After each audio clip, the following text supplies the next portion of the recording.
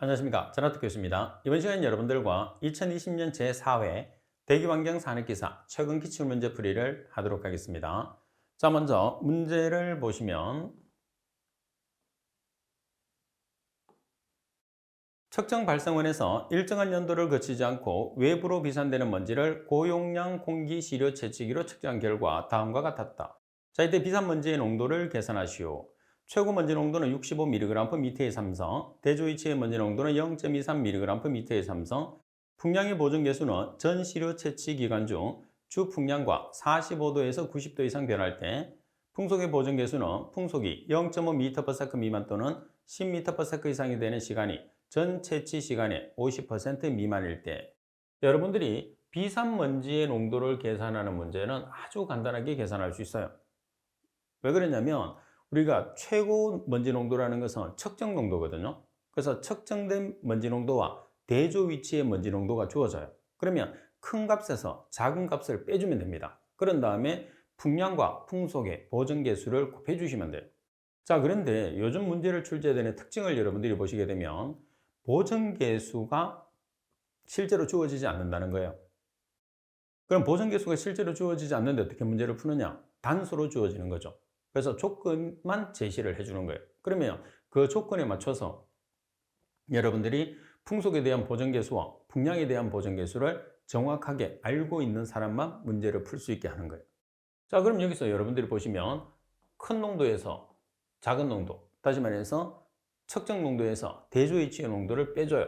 자, 이렇게. 그런 다음에 풍량과 풍속의 보정 계수를 곱해 주시면 돼요. 그런데 보시다시피 단서가 주어졌어요. 45도에서 90도 이상. 자, 그리고 0.5m/s 미만과 10m/s 이상. 이 두 가지 조건은 시료를 채취하지 않는 조건이죠. 그래서 시료를 채취하지 않는 조건이 전체 채취 시간의 50% 미만인 경우와 50% 이상인 경우 두 가지로 우리가 나타낼 수 있거든요. 자, 그러면 먼저 우리가 뭐를 보느냐 하면 풍량의 보정 계수를 한번 보겠습니다. 따라서 풍량의 보정 계수를 여러분들이 보면 자, 90도 이상, 45도에서 90도 사이, 그리고 45도 미만, 이 세 가지가 있어요. 그러면 90도 이상 같은 경우에서는 1.5, 그리고 45도에서 90도는 1.2, 45도 미만은 1.0의 보정 계수를 가져요. 자, 그리고 풍속의 보정 계수는 전체 채취 시간의 50% 미만, 그리고 50% 이상 두 가지로 나타내거든요. 따라서 지금처럼 50% 미만일 때는 1.0의 값을 가지고 50% 이상이면 1.2의 값을 가지게 되는 거죠. 그래서 여러분들이 꼭 숙지를 해야 되는 것은 이 두 가지의 보정 계수를 반드시 기억하시면 돼요. 따라서 지금은 45에서 90도니까 여러분들 풍속의 보정 계수는 1.2. 자, 그리고 풍량의 보정 계수는 미만이니까 1.0이 되는 거죠. 따라서 농도 차이의 풍량과 풍속의 보정 계수를 곱해서 계산을 하시면 바로 답이 나오는 거예요. 그래서 말씀드린 것처럼 지금은 여러분들이 풍량이나 풍속의 보정 계수가 단서로 주어지기 때문에 여러분들이 단서에 따라서 그 계수값을 정확하게 숙지를 하고 있어야 된다는 게 이 문제의 포인트가 됩니다. 자, 그리고 문제 2번을 보겠습니다. 자, 문제 2번에 보시면 석탄을 공업 분석한 결과 휘발분이 7%, 수분이 3%, 그리고 회분이 5%일 때 석탄의 연료비를 계산하시오. 자, 여러분들이 먼저 연료비를 구하는 공식이 어떻게 되는지를 알고 있어야 됩니다. 그죠? 자, 연료비라는 것은 고정탄소에서 휘발분을 나눠주는 값이에요. 그럼 문제 조건에서 휘발분이 주어졌어요. 근데 뭐가 안 주어졌어요? 고정탄소가 안 주어졌어요. 그럼 고정탄소라는 것은 100%에서 수분이 차지하는 값과 휘발분이 차지하는 값과 회분이 차지하는 값을 다 더해서 빼주시면 돼요. 자, 그러면 지금 수분부터 수분이 몇 퍼센트? 3%, 휘발분이 7%, 그리고 회분이 5%예요. 그래서 100에서 빼주시면 고정탄소가 85%가 됐어요. 그럼 고정탄소 85%에서 휘발분 7%를 나눠주면 뭐가 되는 거죠? 연료비가 되는 거죠. 따라서 연료비를 계산하시면 12.14라는 값이 되는 거죠. 그래서 석탄의 성질을 결정하는 가장 중요한 요소 중에 하나가 연료비가 되는 거죠. 그리고 문제 3번을 보겠습니다. 자, 문제 3번에 보시게 되면 공장의 용적이 100m의 삼성이고 황성분이 0.01%인 등류 1kg을 완전 연소시킨 후에 발생되는 평균 SO2의 농도를 ppm으로 계산하시오. 이렇게 문제가 나왔어요. 자, 그러면 SO2의 농도라는 것은 가스량 분의 SO2가 차지하는 양 곱하기 10의 6성은 ppm, 그리고 10의 2성은 %로 계산을 한단 말이에요. 그럼 여기서 가스량이라는 것은 뭐죠? 가스량은 용적이 되는 거죠. 100m의 삼성. 그리고 0.7S라는 것은 뭐죠? SO2량이 되는 거죠. 자, 고체와 액체에서 SO2량이라는 것은 여기서 계산을 했는데 S 플러스 O2는 SO2잖아요. 여기에서 32kg의 S가 연소했을 때 SO2는 최적으로 22.4Sm의 삼성만큼 발생을 해요. 그러니까 32kg분이 22.4Sm의 삼성. 따라서 계산하시면 0.7S가 되는 거죠. 자, 그러면 자, 지금 여러분들이 용적은 100m의 삼성이에요. 그 다음에 SO2량은 0.7S란 말이에요. 그러면 S 성분이 0.01%. 퍼센트를 없애기 위해서 얼마를 곱해주죠? 10의 마이너스 2성.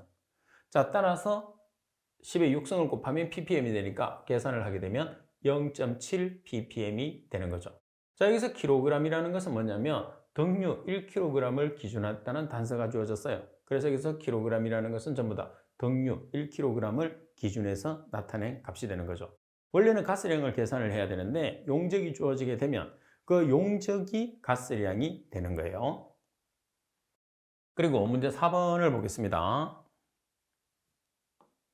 자, 문제 4번에 보시면 황성분 1%인 중류를 40톤/로 연소할 때 배출되는 가스를 CaCO3, 여기서 CaCO3가 탄산칼슘이죠.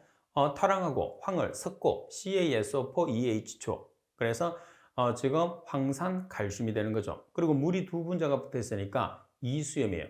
따라서 우리가 일반적으로 석고라고 하면 건식법에서 발생될 수 있는 것을 이야기하는데 화학식에서 지금 보면 물이 두 분자가 들어가 있기 때문에 문제 조건에서 말하는 석고는 석고 이수염을 뜻하는 거고 지금 문제 조건의 반응식은 건식법이 아니고 반드시 섭식법이라는 것을 꼭 기억을 해야 됩니다. 그래서 석고 이수염이 한 번이라도 화학식이든 그리고 우리나라 말로 주어지게 되면 그 반응식은 무조건 섭식법이 되는 거고 그 문제 조건에서 이야기하는 석고는 모든 석고는 석고 이수염이 되는 거예요. 자, 석고로 회수하는 게 석고 이수염으로 회수하게 되는 거죠. 따라서 회수되는 석고의 양을 계산하시오 되어 있어요. 따라서 회수되는 석고의 양을 톤/아워로 계산하시오 되어 있는데 이 석고라는 것은 뭐가 된다고? 석고 이수염이 된다는 것을 꼭 기억을 해야 돼요. 그 이유는 문제 조건에서 석고 이수염이 주어졌기 때문입니다. 자, 그리고 탈항률은 98%, 칼슘의 원자량은 40이에요. 그러면 S를 제거하기 위해서는 기체로 먼저 만들어야 돼요. 그래서 가장 첫 단계가 S를 연소시켜서 SO2로 만드는 거예요. 그럼 이 SO2에 CaCO3, 탄산칼슘을 주입을 해요. 여기서 주입한다고 되어 있죠? 따라서 칼슘이 2+짜리거든요. SO2는 황산이온이 되기 때문에 황산이온은 E-가 돼요. 그래서 얘들을 결합시켜줘요. 그런 다음에 산소와 수분을 공급을 시켜서 석고 이수염을 형성을 하고 CO2를 발생시키면 되겠죠. 여기서 두 개는 석고 이수염, 물이 두 분자가 석고에 붙은 것을 이야기를 합니다. 자, 그러면 B를 넣었을 때 S 32kg이죠. 그 다음에 석고 이수염의 분자량에 보면 칼슘의 원자량이 40, 그리고 S의 원자량이 32, O의 원자량이 16짜리가 4개, 그리고 물은 H2가 18이죠. 18 분자량이 2개, 그래서 172가 되는 거죠. 따라서 172kg. 자, 그러면 중류가 지금 얼마냐면 40톤/아워예요. 따라서 40톤/아워 중에서 황분이 차지하는 값이 1%니까 0.01을 곱해요. 자, 여기에 탈항률이 100%가 제거된 게 아니고 98%만 제거됐어요. 그래서 0.981 때 X 해서 대각선으로 곱한 다음에 X가 있는 항으로 정리를 하면 얼마가 되는 거죠? 2.11톤/아워라는 석고 이수염의 발생량을 계산할 수가 있습니다. 자, 그래서 이 문제 조건에서는 석고를 계산하는 말이 있다 하더라도 문제 조건에서 석고 이수염이라는 말이나 아니면 화학식이 석고 이수염이 한 번이라도 주어지면 그 문제에서 이야기하는 석고라는 것은 석고 이수염이라는 것을 정확하게 숙지하고 문제를 기억을 해 주셔야 됩니다. 자, 그리고 문제 5번을 보겠습니다. 자, 문제 5번에 보시게 되면 사이클론이라는 것은 원심력 집진장치죠. 사이클론의 원추 하부에 처리가스량이 10%에 해당하는 외부 공기가 새어 들어갈 때에 집진율이 78%이다. 이때 통과율은 공기가 새지 않을 때 2.5배가 된다고 했을 때 공기가 새지 않을 때의 집진율을 계산하시오 돼 있어요. 그러면 우리가 결론적으로 계산했을 때는 공기가 새지 않을 때의 집진율이에요. 그러면 어떤 상태요? 정상시 집진율을 계산을 한다는 소리예요. 그러면 지금 문제 조건에서 보면 비정상 상태가 있죠. 어떤 상태가? 공기가 새어 들어가게 되면 비정상 상태잖아요. 자, 따라서 먼저 문제를 보시게 되면 10%에 상당하는 외부 공기가 새어 들어갈 때 비정상 상태. 자, 이때 집진율이 몇 퍼센트냐면 78%예요. 그죠?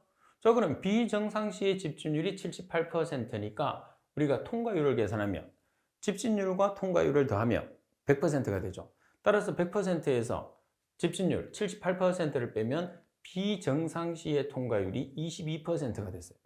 왜 통과율을 계산하느냐? 문제 단서에서 통과율은 공기가 새지 않을 때의 2.5배라고 그랬어요.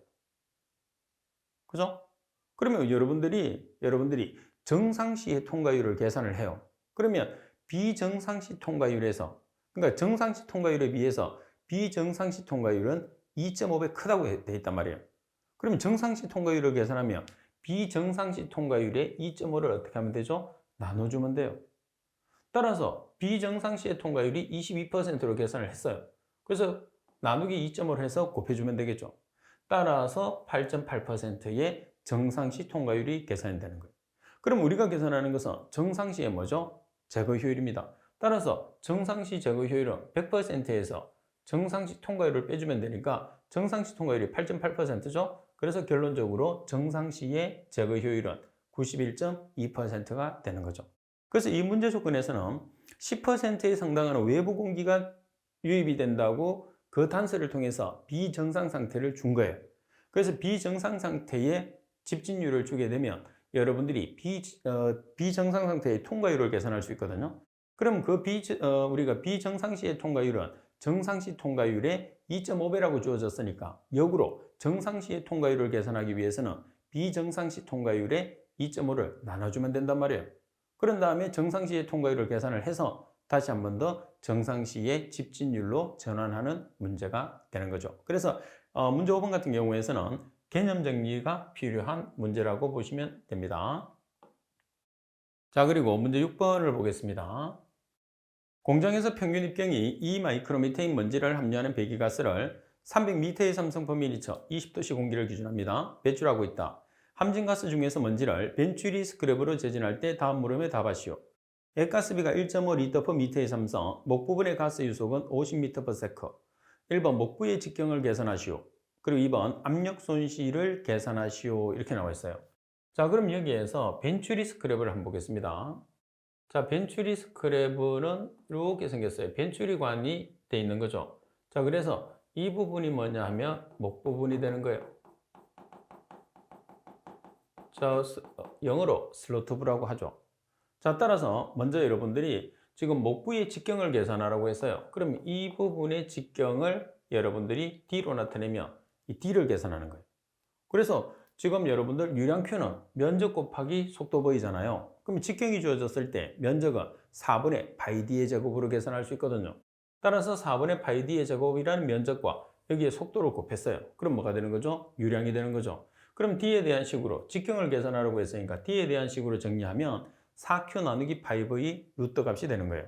그럼 4 곱하기 Q라는 값이 지금 배기가스량이에요.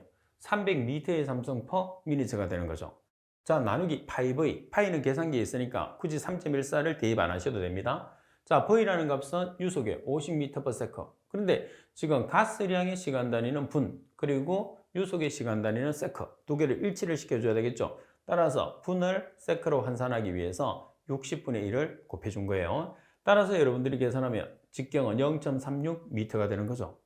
자, 그리고 두 번째는 압력 손실을 계산을 해요. 자, 이 식은 벤츄리 스크래버에서 압력 손실 구하는 공식이라고 생각하고 반드시 암기가 돼야 돼요.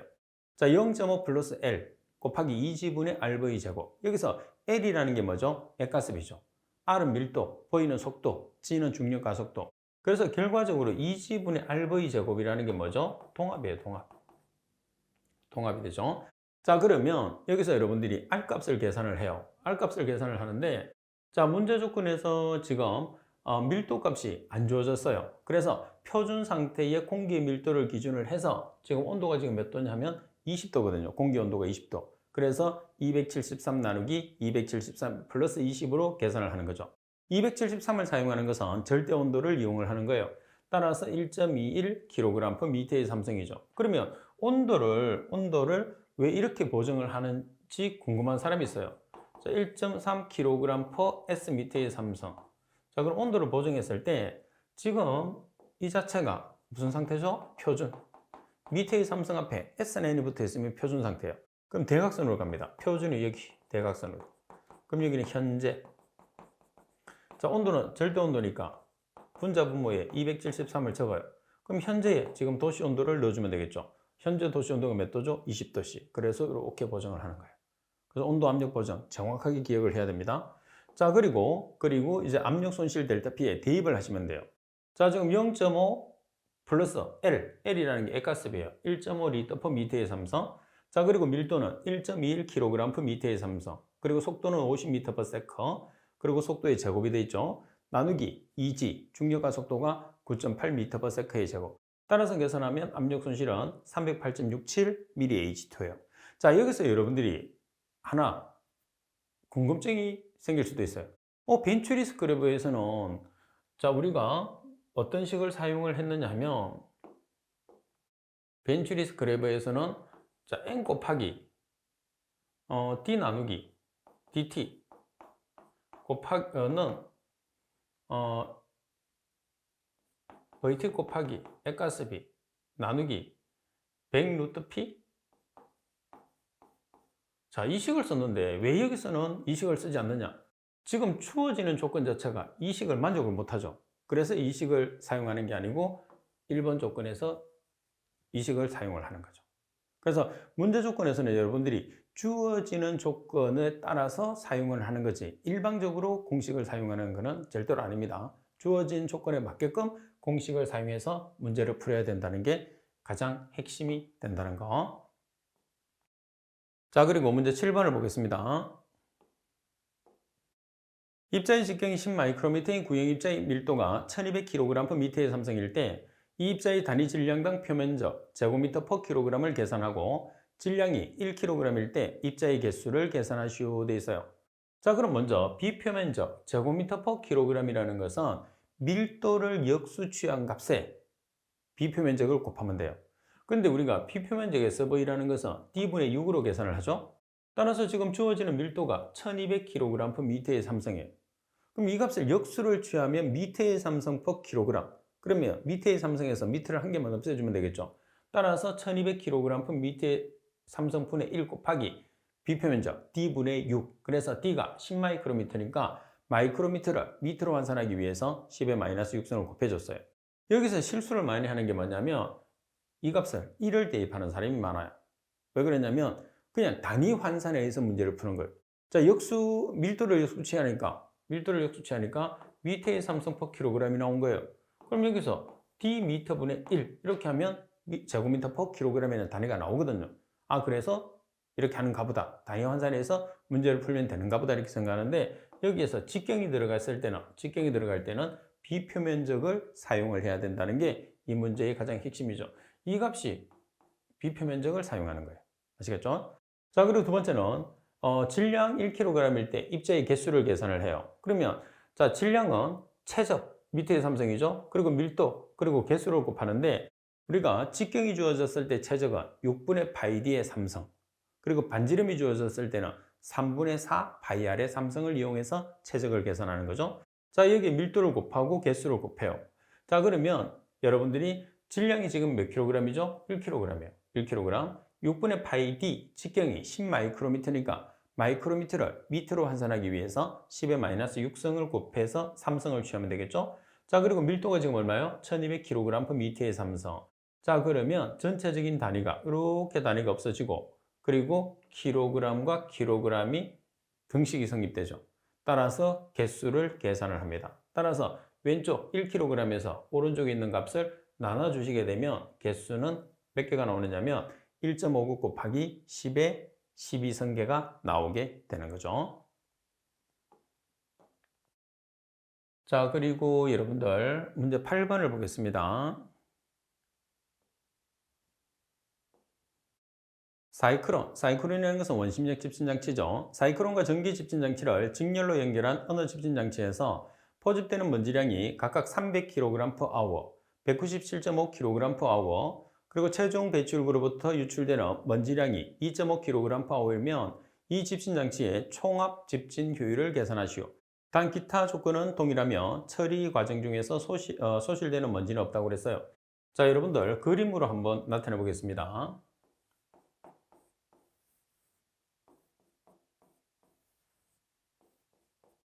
자, 지금 사이클론이 앞에 있죠. 그래서 사이클론으로 포집되는 양이 300kg/h예요. 자, 그 다음에 전기가 197.5kg/h입니다. 자, 그리고 최종적으로 유출되는 농도가 2.5kg/h가 되는 거예요. 자, 그러면 입구 농도라는 것은 어떻게 하면 되죠? 이 세 개를 다 더하면 돼요. 그죠? 그래서 첫 번째 장치에서 제거된, 두 번째 장치에서 제거되고, 그리고 제거되지 않고 그대로 유출된 것. 그러면 여러분들이 총합 효율을 계산을 하기 위해서는 효율티라는 것은 1 입구 먼지 농도분의 출구 먼지 농도 곱하기 100을 하면 되는 거잖아요. 그죠? 그러면 출구의 먼지 농도는 2.5kg/h로 주어졌어요. 그럼 입구만 계산하면 돼요. 그럼 입구라는 것은 말씀드린 것처럼 자, 300kg/h, 그리고 197.5kg/h, 그리고 2.5kg/h. 이 값이 뭐가 되느냐면 입구 농도 500kg/h가 되는 거예요. 자, 그래서 입구에 500kg/h, 출구에 2.5kg/h. 따라서 전체 곱하기 100을 하게 되면 총합 효율은 99.50%가 되는 거죠. 자, 그래서 문제 8번 같은 경우에서는 지금 제가 그려드린 개통도를 여러분들이 이해를 하고 있는지 없는지를 묻고자 하는 거죠. 그죠? 자, 그리고 문제 9번을 보겠습니다. 자, 문제 9번에 보면 배기가스 채취 시에 채취관을 보온 또는 가열을 하는 이유 세 가지를 쓰시오 되어 있어요. 문제에서 자주 나옵니다. 자, 보온 또는 가열을 해야 되는 이유가 뭐냐? 배출가스 중에 수분 또는 이설점이 높은 가스 성분이 엉축해서 채취관이 부식될 염려가 있는 경우에는 반드시 보온 또는 가열을 해야 됩니다. 자, 그리고 여과제가 막힐 염려가 있어요. 자, 여과제가 막힐 염려가 있는 경우에서도 보온 또는 가열을 합니다. 그리고 분석 대상 가스가 응축수에 이용해서 오차가 생길 염려가 있는 경우에서도 마찬가지 보온 또는 가열을 하죠. 그래서 일반적으로 채취관을 보온 또는 가열한 이유는 세 가지 이유가 있습니다. 자, 그리고 문제 10번에 보시게 되면 세정 집신 장치에서 관성 충돌 계수를 크게 하기 위한 운전 조건 5가지를 서술하시오 되어 있어요. 자, 그러면 여기서 여러분들이 먼저 파악을 해야 되는 게 뭐냐면 관성 충돌 계수를 크게 하기 위한 운전 조건이 어떤 조건이냐는 거죠. 그러면 이 조건은 집진율을 증가시키는 조건이 되는 거예요. 어떻게 하면 집진율이 증가가 될 것이냐. 그죠? 자, 우리가 처리하고자 하는 먼지 입경이 커야지 처리가 잘 될까요? 작아야지 처리될까요? 커야지 무겁죠. 그래서 커야지 처리가 잘 돼요. 자, 그리고 먼지의 밀도도 커야 되겠죠. 그래서 입경이 크다, 밀도가 크다는 같은 뜻입니다. 무거우니까. 그죠? 자, 그리고 처리가스의 점도는 무조건 낮아야 되겠죠. 끈적끈적한 성질은 작아야 됩니다. 그리고 처리가스와 액적의 상대 속도가 커야 됩니다. 그리고 중요한 것은 뭐냐면 입자를 처리할 때 뭐를 뿌려주죠? 분사액을 뿌려주죠. 그 분사액을 우리가 분사액의 입자의 크기를 액적이라고 해요. 그래서 액적의 직경은 어때야 되죠? 작아야 돼요. 그래서 우리가 뿌려주는 액의 크기, 액적의 직경이 작으면 작을수록 처리가 잘 됩니다. 자, 따라서 액적의 직경은 작아야 합니다. 반면에 먼지 입자는 커야 되죠. 커야지 무거워서 침강이 되니까. 따라서 우리가 집진율을 증가시키는 조건이 관성 충돌 계수를 크게 하기 위한 조건과 동일한 조건이라는 것을 알고 문제를 접근을 해주시면 됩니다. 자, 그리고 11번 문제를 보겠습니다. 자, 11번에 보시게 되면 연소 조절에 의한 질소 산화물의 발생을 억제시키는 방법을 4가지만 서술하시오 돼 있어요. 자, 그러면 먼저 여러분들이 여기에서 우리가 발생하는 조건을 본다고 그랬죠. 그래서 질소 산화물이 발생할 수 있는 조건은 완전 연소 조건이에요. 그러면 완전 연소가 되기 위해서는 온도는 고온 연소, 공기는 과잉 공기 공급 많이 들어가는 게 좋아요. 그럼 여기에서 저감을 하려고 하면 반대로 온도는 저온, 공기는 적게, 이 2가지가 가장 핵심이죠. 그 다음 온도를 낮추는 방법에는 뭐가 있느냐 하면 우리가 저온도 연소는 온도를 낮추는 방법이고, 배기가스 재순환이 있고, 그리고 2단 연소법이 있거든요. 따라서 그 내용들을 그대로 서술해 주시면 돼요. 자, 온도 낮게 저온도 연소, 공기량 적게 저과잉 공기량 연소, 그리고 2단 연소법, 배기가스 재순환법을 서술을 해 주시면 발생 조건을, 질소 산화물을 억제하는 조건이 되는 거죠. 자, 그리고 12번 문제를 보겠습니다. 악취물질을 제거하는 방법을 5가지를 쓰고 간단히 설명하시오. 통풍 및 희석법은 제외하라고 되어 있습니다. 자, 먼저 흡착법입니다. 흡착이라고 하면 뭐가 나와야 되죠? 흡착제가 나와야 되죠. 따라서 가장 우리가 많이 사용하는 흡착제가 뭐죠? 활성탄이나 실리카겔. 자, 따라서 활성탄이나 실리카겔을 문구를 넣어서 만들어주면 돼요. 활성탄이나 실리칸 등의 흡착제를 이용을 해서 악취를 흡착 처리하는 방법, 흡착제를 사용해서 악취를 흡착 처리합니다. 자, 그리고 수세법. 수세법이 뭐예요? 씻는 거예요, 물로. 그럼 물에 잘 녹는 것들은 처리가 되고, 물에 잘 녹지 않는 것은 처리가 잘 안 되겠죠. 그래서 주로 수용성 악취를 처리하는 방법이 됩니다. 비수용성은 처리가 안 되니까. 따라서 세정수를 이용해서, 세정수가 물이죠. 세정수를 이용해서 악취를 세척 처리하는 방법이 됩니다. 자, 그리고 연소법이라는 것은 우리가 태우는 거예요. 따라서 고농도와 대량의 악취를 처리하는 방법인데, 우리가 직접 우리가 고농도와 대량의 악취는 어떤 방법을 쓰느냐면 직접 연소법. 자, 그리고 저농도와 소량의 악취를 처리는 촉매 연소법을 사용해요. 그럼 2개의 차이가 뭐냐면, 자, 직접 연소법은 온도가 600에서 800도씨 정도로 높아요. 그리고 촉매 연소법은 250에서 450도씨로 낮아요. 그래서 고농도나 대량의 악취를 처리하는 것은 직접 연소법인데, 직접 연소법의 단점은 뭐냐면 질소 산화물이 많이 배출돼요. 그리고 촉매 연소법을 쓰게 되면 저농도와 소용량을 처리를 할 수 있는데, 장점은 뭐냐면 온도가 직접 연소법에 비해서 낮기 때문에 질소 산화물을 줄일 수가 있습니다. 자, 그리고 화학적 산화법. 화학적 산화법이니까 뭐를 사용해야 되죠? 화학적 산화제.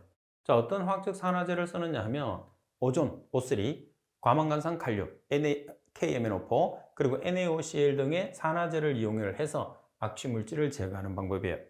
자, 그리고 냉각응축법이라는 것은 냉각을 시켜요. 그럼 뭐가 필요하죠? 냉각기가 필요해요. 따라서 악취 물질을 냉각기를 사용을 해서 냉각 응축시켜서 처리하는 방법이죠. 그래서 각각의 방법들을 여러분들이 기억을 해 놓으면 그 방법에 해당하는 가장 특징적인 시약이나 장치가 나오겠죠. 그 문구를 넣어서 우리가 말을 만들어 주시면 됩니다. 자, 그리고 13번 문제를 보겠습니다. 자, 13번 문제를 보시면 악취물질을 제거하는 방법 중에서 바이오 필터의 장단점을 2가지씩 쓰시오, 이렇게 나와 있어요. 자, 바이오 필터의 여러분들 장점 보면 아무래도 필터라는 것은 여과제죠. 바이오라는 것은 미생물을 이용을 하는 거예요. 그래서 바이오 필터라는 것은 여과제와 생물학적 처리를 겸하는 방법이 되는 거죠. 자, 장치가 간단합니다. 그리고 운전 비용이 저렴해요. 그리고 친환경적입니다. 그리고 다양한 농도 범위에 적용이 가능하고, 그리고 악취와 휘발성 유기 물질 처리가 효과적으로 처리가 된다고 되어 있어요. 자, 반면에 단점은 넓은 부지 면적이 필요하고, 그리고 대용량 처리 시에 초기 건설 비용이 많이 듭니다. 그 다음 먼지로 인해서 필터가 막힐 염려가 있고, 그리고 미생물이 너무 과다 증식을 하게 되면 운전이 어려운 장점이 있어요. 대신에 우리가 여과지와 미생물을 같이 사용을 하기 때문에 오히려 단점보다는 장점이 훨씬 많은 방법 중에 하나고, 그리고 각 방법에 대해서 장단점에 대해서 두 가지씩만 서술을 하라고 되어 있거든요. 그래서 두 가지씩만 서술을 하라고 되어 있기 때문에 여러분들이 많이 서술하지 말고 딱 답안을 작성했을 때는 두 가지만 서술을 하시면 됩니다. 각각 두 가지예요. 자, 그리고 14번 문제를 보시게 되면 충전탑에서 충전물의 구비 조건 6가지를 써시오 되어 있습니다. 자, 충전탑이라는 것은 물에 잘 녹는 가스와 입자를 처리하는 가장 대표적인 장치로 액분산형 흡수 장치의 종류가 되는 거죠. 자, 그리고 충진제를 사용을 해서 우리가 가스를 머물게 한 다음에 세정액을 뿌려서 처리하는 방법으로 가스 처리율이 상당히 높습니다. 자, 여기서 우리가 사용하는 충전물의 구비 조건을 살펴보시게 되면 일단 단위 면적에 대한 표면적이 어때야 돼요? 커야 되겠죠. 당연히 충진제이기 때문에. 그리고 압력 손실은 무조건 적어야 됩니다. 그리고 충전 밀도가 커야 되고, 내열성, 다시 말해서 열에 강해야 되겠죠. 내식성, 부식성에 강해야 됩니다. 그리고 홀드업이 작아야 되죠. 보통 홀드업을 좋은 현상이라고 보는데 충전탑에서 비정상적인 현상을 홀드업, 플로딩, 로딩이라고 하죠. 그래서 홀드업이라는 것은 충전탑 내에서 액 보유량이 증가하는 상태가 되는 거죠. 액이 아래쪽으로 계속 빠져나가 줘야 되는데 액이 빠져나가지 못하고 우리가 범람하는 그런 상태까지 가서 플로딩까지, 이제 홀드업이 계속적으로 일어나면 로딩을 거쳐서 폴로딩까지 발생하게 되는 문제점을 가지게 되는 거예요. 자, 그리고 문제 15번을 보도록 하겠습니다. 자, 문제 15번에 보시면 전기 집진 장치에서 재비산이 발생하는 이유를 두 가지를 적으시오 그랬어요. 자, 먼저 전기 집진기에서 정상 범위가 있어요. 정상 범위라는 것은 처리 효율이 우수한 범위를 뜻해요. 자, 그러면 얼마가 될까요? 10의 4승에서 10의 11승 5cm가 되겠죠. 정상 범위예요. 자, 그럼 여기에서 10의 4승 5cm 이하가 되면 재비산 현상이 발생을 하게 돼요. 반면에 10의 11승 이상이 되면 역전리 현상이 발생을 하게 되죠. 자, 따라서 지금은 재비산 현상이 발생할 수 있는 조건이에요. 자, 먼저 전기 저항이 너무 낮을 때, 여기서 너무 낮다는 소리는 10의 4승 5cm 이하. 또 하나는 뭐냐면 입구의 유속이 너무 클 때도 재비산이 생겨요. 그리고 지금 설명드린 것처럼 전기 저항이 너무 낮을 때, 여기서 너무 낮다는 소리는 10의 4승 5cm 이하.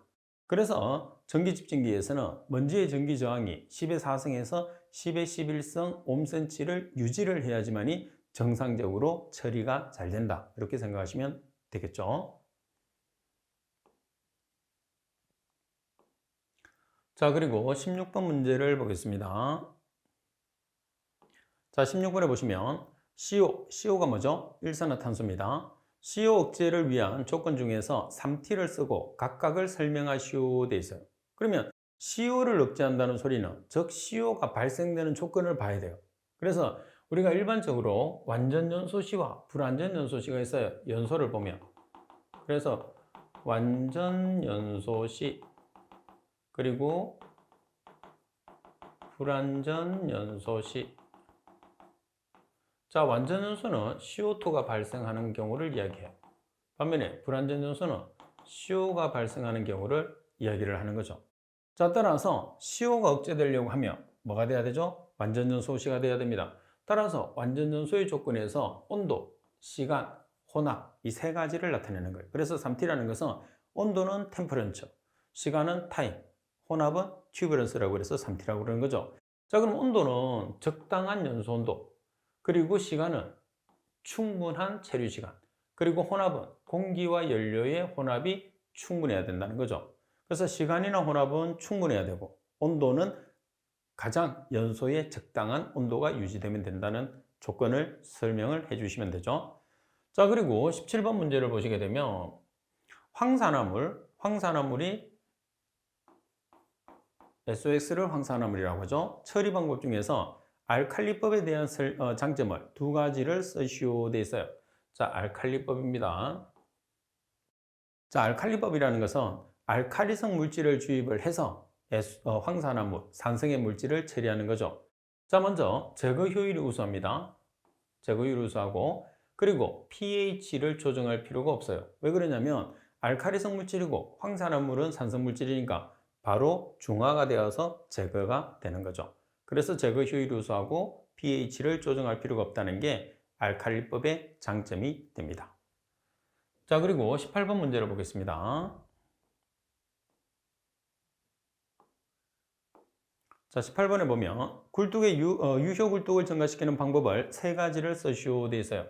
자, 그림을 한번 보겠습니다. 우리가 높이의 개념을 보시게 되면 자, 이런 식으로 연기가 나오겠죠. 자, 그러면 가장 위에 연기의 상단, 연기의 하단이 있어요. 그러면 중간을 연기의 중심선이라고 해요. 자, 이렇게. 그러면 높이를 나타냈을 때 이렇게 나타내거든요. 자, 이렇게.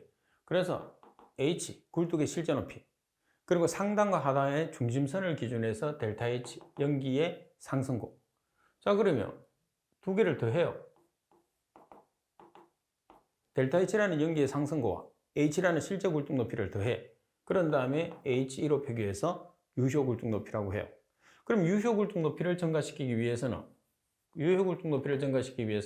델타 H를 증가시키고 실제 굴뚝 높이를 증가시키는 거죠. 그래서 결론적으로는 실제 높이는 변동을 할 수가 없잖아요. 그래서 유효 굴뚝 높이를 증가시킨다는 개념은 곧 델타 H, 연기의 상승고를 증가시킨다는 내용과 동일합니다.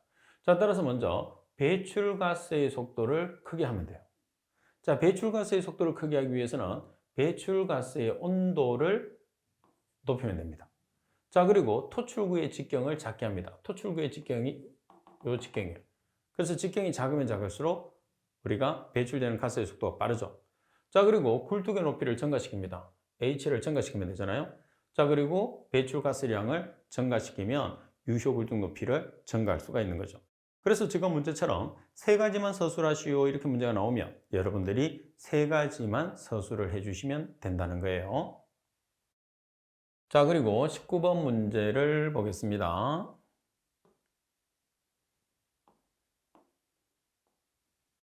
집진장치의 종류를 세 가지를 쓰고 집진력을 각각 쓰시오 돼 있어요. 자, 문제 조건에서는 집진장치에 예시가 주어지지 않았어요. 그런 경우에서는 여러분들이 알고 있는 중력, 관성력, 원심력, 여과, 세정, 전기. 그래서 어떤 장치를 서술을 해도 관계없어요.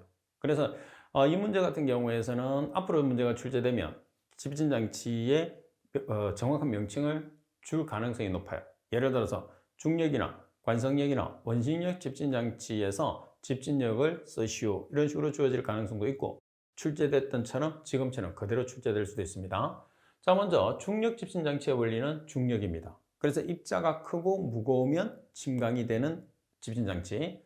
자, 그리고 관성력 집진장치는 관성력과 중력의 원리를 이용을 하게 됩니다. 자, 그리고 원심력도 마찬가지 원심력과 중력을 이용을 하는 거죠. 그래서 관성력의 원리를 이용하는 것을 관성력 집진장치, 원심력의 원리를 이용하는 것을 원심력 집진장치라고 하는데 둘 다 전처리 장치이기 때문에 중력의 원리를 같이 수용을 하게 됩니다. 자, 그리고 여과 집진장치입니다. 여과 집진장치는 확산, 관성 충돌, 직접 차단, 중력의 원리를 이용을 하게 되는 거죠. 자, 그래서 이 문제에서도 세 가지를 서술하시오 되어 있으니까 세 가지만 여러분들이 서술하시면 됩니다. 자, 그리고 20번 문제를 보도록 하겠습니다. 자, 20번에 보시면 배출가스 중에서 황산화물을 처리하는 방법 중에 건식법과 섭식법에 대해서 다음 물음에 답하시오. 자, 1번 건식법의 종류를 세 가지 쓰시오. 2번 건식법의 장점 두 가지를 쓰시오. 섭식법과 비교하여서. 그리고 섭식법의 장점 두 가지를 쓰시오. 건식법과 비교하여. 자, 먼저 여러분들 섭식법의 종류와 건식법의 종류를 여러분들이 반드시 정리를 해 놓으셔야 돼요. 자, 문제 보시게 되면 팁은 여러분 섭식법의 종류를 설명을 해놨어요. 그래서 꼭 구별을 할 수 있도록 하십시오. 자, 먼저 건식법에 보면 석회석주의법이라고 적어도 되고 갈로 해서 건식이라고 적어도 되고 건식 석회석주의법이라고 적어도 돼요. 왜 그러냐면 석회석이 CaCO3잖아요. 그래서 CaCO3를 이용하는 석회석이 건식법도 있고 섭식법도 있고 두 가지가 있기 때문에 반드시 여러분들이 구별을 해 주셔야 됩니다. 자, 그리고 활성탄, hợp 착제를 이용을 하게 되면 건식법이에요. 그리고 활성산화 망간법이 있어요. 자, 반면에 섭식법의 종류는 많죠. 석회세정법이 있어요. 그래서 석회석에 물을 사용해서 쓰는 거. 자, 그 다음에 아황산 소다법, 암모니아법, 가성소다 흡수법, 그리고 산화 마그네슘 세정법이 있어요. 그래서 여러분들은 건식법의 종류와 섭식법의 종류를 같이 기억을 해야 됩니다. 자, 그리고 건식법의 장점이 뭐냐? 건식법은 물을 사용하지 않아요. 그리고 약품을 사용했을 때도 H와 O가 있는 약품을 두 개를 동시에 사용하면 물이 발생하기 때문에 사용할 수가 없습니다. 자, 배출가스의 온도의 저하가 어때요? 없어요. 마른 상태이기 때문에. 그러니까 온도의 변화가 거의 없다는 거죠. 자, 그리고 대용량 처리가 가능해요. 반면에 섭식법 같은 경우에서는 배출가스의 온도 저하가 생기죠. 온도 변화가 생긴다는 소리예요. 그리고 물을 사용하기 때문에 대용량을 처리하게 되면 많은 물이 들어가야 돼요. 많은 물이 들어간다는 소리는 폐수가 많이 발생하기 때문에 소용량으로만 처리가 가능한 게 섭식이 되는 거죠. 자, 반면에 섭식의 장점을 보시게 되면 섭식의 장점은 반응 효율이 우수하다는 거예요. 자, 그리고 황산화물과 입자상 물질, 다시 말해서 가스와 입자상 물질을 동시에 처리가 가능하다는 게 섭식법의 가장 큰 장점 중에 하나다. 이렇게 여러분들이 보시면 되는 거죠.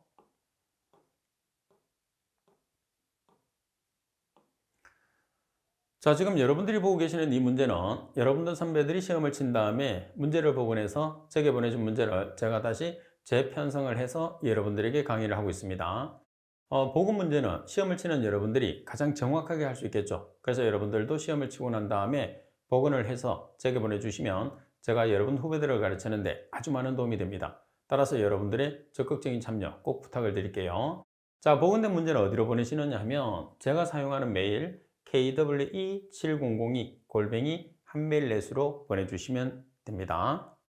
자, 이번 시간 수업은 이것으로 마치도록 하겠습니다. 수고하셨습니다.